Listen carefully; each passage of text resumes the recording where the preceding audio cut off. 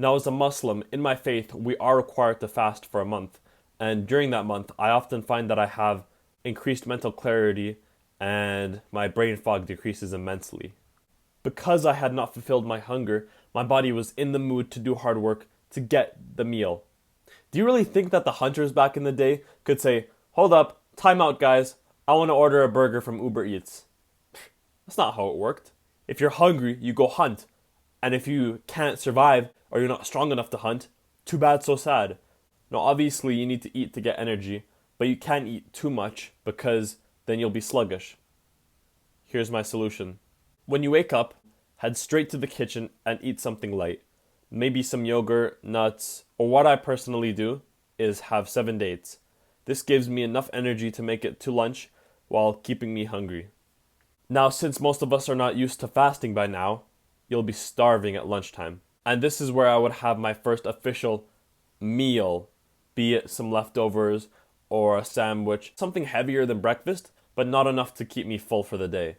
This meal should get you to dinner time, and by then, you should rightfully be starving. Think about it. The hunters have been hunting all day now. They finally catch the animal, cook it, and are now about to eat. Can you imagine how hungry and starving they are, looking at the food on their plate? They are going to rip into that food like no tomorrow. And this is the final meal of the day. The final meal of the day should be a lot bigger than your lunch, but not too much because overeating is bad. Perhaps during dinner, you make your plate a little bit bigger with more food and more protein. Now, after the hunt of the day is finished, like your studies or your work, you're satisfied and your body's satisfied. The hunt is over. So, you can go relax, take some time off. This is when you can go on your phone now, watch videos, YouTube, whatever you want to do. And if you want to do a little bit more work, you can do that. But by now, you would have done hours upon hours of hard work because you were so hungry and so motivated to do work. Now, since we do live in the 21st century, we have access to a lot more resources than our ancestors did. And that means desserts.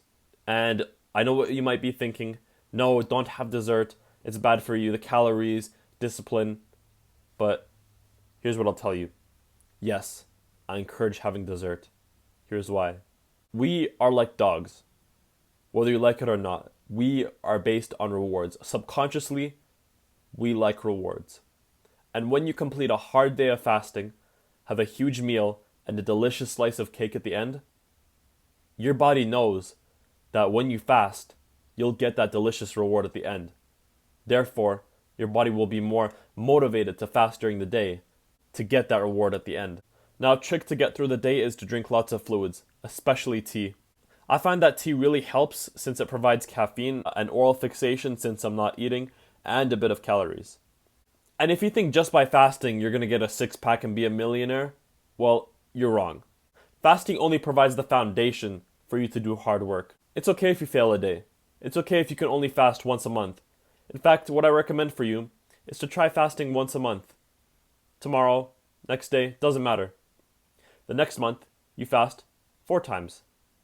All the way down to when you're fasting once a week, and then twice a week, and increase it to the point where you're fasting almost every single day.